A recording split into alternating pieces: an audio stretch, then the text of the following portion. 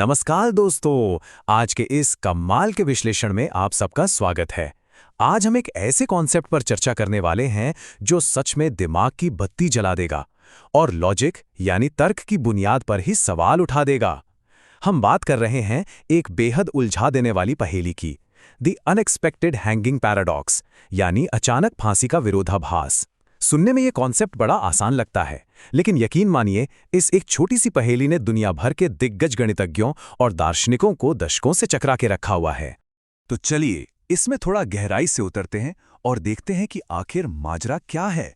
यहाँ सबसे बड़ा और गहरा सवाल ये उठता है, क्या कोई ऐसी घटना जिसका हमें पहले से ही अनुमान हो, वो सच में हमें हैरान कर सकती है? ये सिर्फ एक सवाल नहीं है दोस्तों, ये लॉजिक और रियलिटी के बीच होने वाले टकराव का एक जबरदस्त उदाहरण है। एक तरफ हमारा दिमाग कहता है कि भाई अगर कुछ होना तय है तो वो सरप्राइज कैसे हो सकता है, लेकिन दूसरी तरफ वास्तविकता कुछ और ही कहानी बयां करती है। इस पूरे मामले को सुलझाने के लिए हम एक छोटा सा रोड मैप फॉलो करेंगे। पहले हम इस अनएक्सपेक्टेड हैंगिंग पैराडॉक्स को ठीक से समझेंगे, फिर उस एकेडमिक मेटा पैराडॉक्स पर जाएंगे जो विद्वानों के बीच चालू है। उसके बाद इसको सुलझाने वाले दो मेन दृष्टिकोण, लॉजिकल और एपिस्टेमोलॉजिकल स्कूल को देखेंगे। फिर गेम थियरी के कुछ बढ़िया उदाहरणों से होते हुए आखिर में हम इस आश्चर्य यानी सरप्राइज को पूरी तरह सुलझाएंगे। तो आते हैं पहले पड़ाव पर, द अनएक्सपेक्टेड हैंगिंग पैराडॉक्स। ये एक ऐसा अपराध है जो किसी कानून के खिलाफ नहीं बल्कि खुद लॉजिक के खिलाफ है। इस कॉन्सेप्ट की शुरुआत असल में 1948 में दार्शनिक जॉन ओकॉनर ने माइंड जर्नल में की थी, और इसका सबसे फेमस रूप एक कैदी और उसकी फांसी का किस्सा है। एक ऐसी कहानी जहां पर पूरे लॉजिक यानी शुद्ध तर्क का इस्तेमाल एक भयंकर गलत नतीजे पर ले जाता है।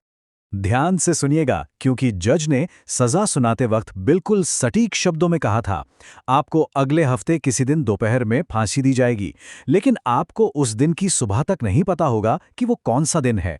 ये शब्द बहुत जरूरी हैं, क्योंकि जज द्वारा चुने गए ये विशेष शब्द ही इस पूरी पहेली और आगे आने वाले विश्लेषण की पूरी नींव हैं।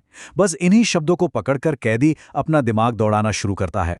और ये बहुत ही शानदार तरीके से दर्शाता है कि कैदी उल्टी दिशा में यानी बैकवर्ड कैसे डिडक्शन लगाता है। कैदी अकेले में सोचता है, चलो देखते हैं, फांसी शुक्रवार को तो नहीं हो सकती, क्योंकि अगर गुरुवार तक मुझे फांसी नहीं हुई तो मुझे गुरुवार रात को ही पता चल जाएगा कि फांसी अब शुक्रवार को ही होगी, और तब तो ये कोई सरप्राइज रहेगा ही नहीं। शुक्रवार को लिस्ट से हटाने के बाद वो यही लॉजिक गुरुवार पे लगा देता है कि भाई गुरुवार को भी फांसी नहीं हो सकती। फिर इसी तरह वो बुधवार, मंगलवार और आखिर में सोमवार को भी एलिमिनेट कर देता है। अपना ये जबरदस्त लॉजिक लगाने के बाद वो बड़ा खुश होता है कि जज की शर्तों के हिसाब से उसे तो किसी भी दिन फांसी दी ही नहीं जा सकती।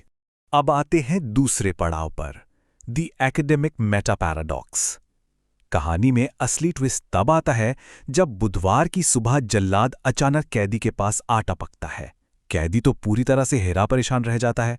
उसका सारा लंबा चौड़ा लॉजिक धरा का धरा रह जाता है और जज की बात 100% सच साबित होती है। फांसी भी होती है और वो एक अचानक दिया गया सरप्राइज भी होती है। लेकिन यहां सबसे बड़ा झोल, या जिसे हम मेटा पैराडॉक्स कहते हैं, वो ये है कि आज तक बड़े बड़े एकेडमिक्स और स्कॉलर्स इस बात पर एकमत नहीं हो पाए हैं कि आखिर कैदी का लॉजिक फेल कहां हुआ। आपको हैरानी होगी ये जानकर कि लगभग 100 एकेडमिक पेपर्स सिर्फ इस एक विषय पर पब्लिश हो चुके हैं, और फिर भी कोई ठोस नतीजा नहीं निकला। टिमोथी वाई चॉ नाम के गणितज्ञ ने इस पूरी स्थिति को मेटा पैराडॉक्स का नाम दे दिया। सोचिए, एक तरफ ये पहेली सुनने में आम लोगों को बड़ी सीधी लगती है, लेकिन जैसे ही हम इसे मैथ और लॉजिक के नियम लगाकर सुलझाने बैठते हैं, ये और ज्यादा उलझ जाती है। एक इतनी आम सी लगने वाली बहस ने दशकों से विद्वानों को आपस में भिड़ा रखा है। तो अब चलिए तीसरे पड़ाव की तरफ चलते हैं, द लॉजिकल स्कूल। यह स्कूल आत्म संदर्भ यानी सेल्फ रेफरेंस और फॉर्मल मैथ पर पूरा जोर देता है। इन एकेडमिक विवादों को सुलझाने के लिए दो मुख्य कैंप्स सामने आई हैं, जिसमें से पहली ये लॉजिकल विचारधारा सीधे तौर पर मैथमेटिक्स और लॉजिक की फॉर्मल भाषा में इस पैराडॉक्स का पोस्टमार्टम करती है। ये कैंप कैदी के रीजनिंग में सटीक टेक्निकल खोट ढूंढने की पूरी कोशिश करती है। अगर हम इन दोनों कैंप्स को एक साथ रखकर कंपेयर करें तो द लॉजिकल स्कूल पूरी तरह से शुद्ध गणित, फॉर्मल स्टेटमेंट्स और सेल्फ रेफरेंस पर अपना ध्यान केंद्रित करती है। वहीं दूसरी तरफ द एपिस्टेमोलॉजिकल स्कूल मानवीय ज्ञान, हमारे विश्वास और मेमोरी से जुड़े पहलुओं पर जोर देती है। हम अपनी शुरुआत लॉजिकल स्कूल से करेंगे, जहां स्कॉलर्स ने इस पूरे आर्ग्यूमेंट को एक सॉलिड मैथमेटिकल प्रूफ में बदलने का प्रयास किया है। लेकिन मैथ्स में घुसने से पहले हमें सरप्राइज शब्द को ठीक से डिफाइन करना होगा। टिमोथी चाओ ने यहाँ एक बड़ा नया नजरिया पेश किया। उन्होंने सरप्राइज को अचानक आने वाली किसी फीलिंग के बजाय एक फॉर्मल मैथमेटिकल कंस्ट्रेंट मान लिया। उनके हिसाब से यहाँ सरप्राइज का अर्थ है एक ऐसी घटना जिसके होने की घोषणा से एडवांस में उसकी सटीक टाइमिंग का कोई अनुमान ना लगाया जा सके। सीधी सी बात है, अगर आप पहले से निष्कर्ष नहीं निकाल सकते तो वो सरप्राइज है। अब समस्या तब आती है जब हम जज की घोषणा को मैथ के फॉर्मूला में फिट करते हैं। लॉजिक ठीक से काम करे, इसके लिए जज की घोषणा में उस घोषणा का खुद पर ही अप्लाई होना जरूरी हो जाता है।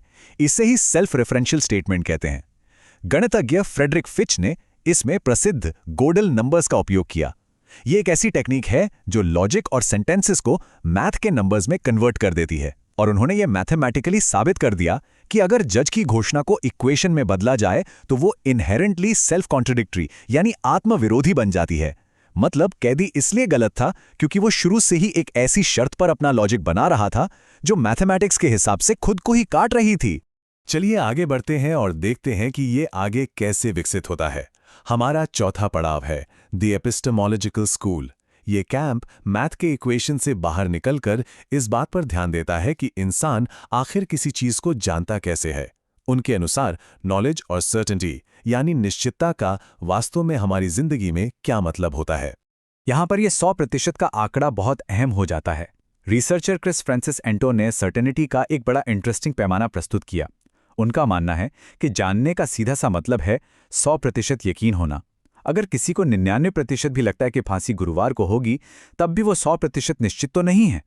और जब तक माइंड में पूरी तरह से 100% सर्टेनिटी न हो, तब तक आने वाली घटना अपना सरप्राइज वाला एलिमेंट खो नहीं सकती।